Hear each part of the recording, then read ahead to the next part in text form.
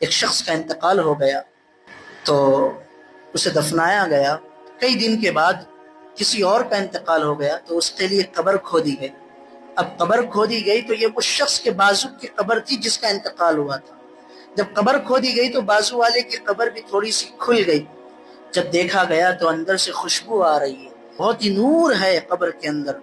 تو ایک شخص اس کے گھر پر آتا ہے، آ کر بیوی سے پوچھتا ہے اس کی، تمہارا شوہر کیا کام کرتا تھا؟ بولے کچھ نہیں، جو سب کرتے ہیں وہی میرا شوہر کرتا۔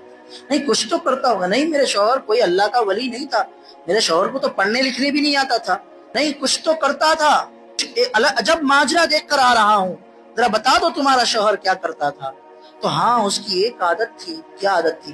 اس کو قرآن پڑھنے نہیں آتا تھا، ہجے کر کے پڑھنے نہیں آتا تھا، لیکن قرآن کھولتا تھا، قرآن کھول کے ایک ایک لفظ پہ انگلی رکھ کے میرے رب نے یہ سچ فرمایا ہے، میرے رب نے یہ سچ فرمایا ہے، یہ حق ہے، یہ حق ہے، یہ حق ہے کہتا تھا۔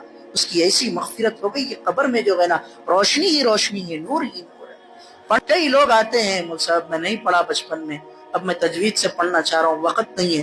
تجوید سے پڑھنے کے انتظار میں قرآن کھلنے کا نام ہی نہیں لے رہی ہے۔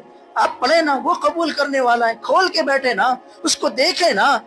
اللہ کے نبی صلی اللہ علیہ وسلم کی حدیث ہے، جو قرآن شریف جس کو پڑھنے نہیں آتا، اٹک جاتا ہے، بار بار اٹک جاتا ہے، اس کو دوہرا ثواب ملتا ہے۔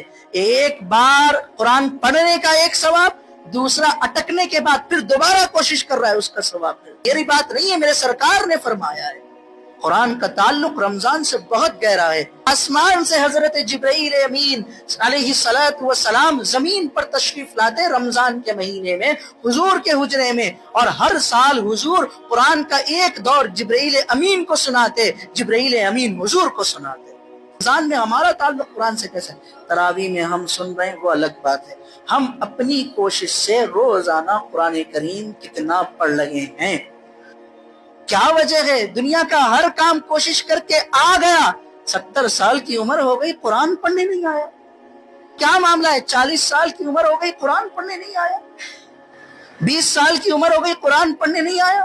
ماں کے پیٹ سے کوئی سیکھ کر پیدا نہیں ہوتا، لیکن دنیا میں کما رہے نکلنے کے لیے، پیٹ کی آگ بجھانے کے واسطے کما رہے ہر وہ کام جو نہیں آتا تھا۔ پہلے آپ جونیئر تھے، اب سینئر بن گئے، لیکن قرآن کہاں آ رہا ہے بھائی؟